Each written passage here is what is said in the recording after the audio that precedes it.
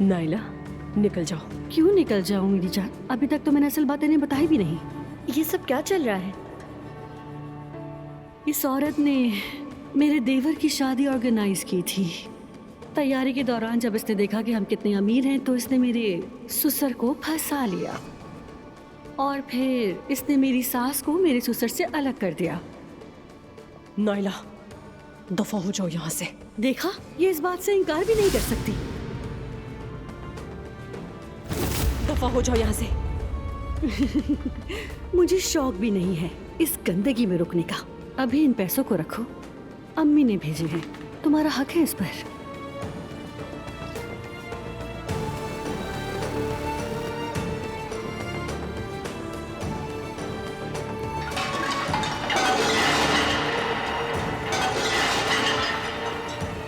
ये क्या क्या कर रही हो तुम? ये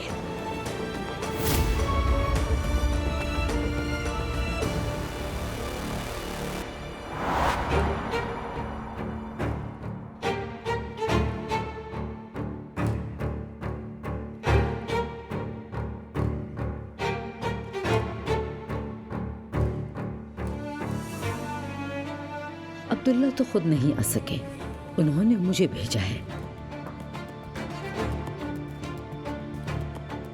क्या हुआ? जिसे तुमने फोन किया वो नहीं आ सका?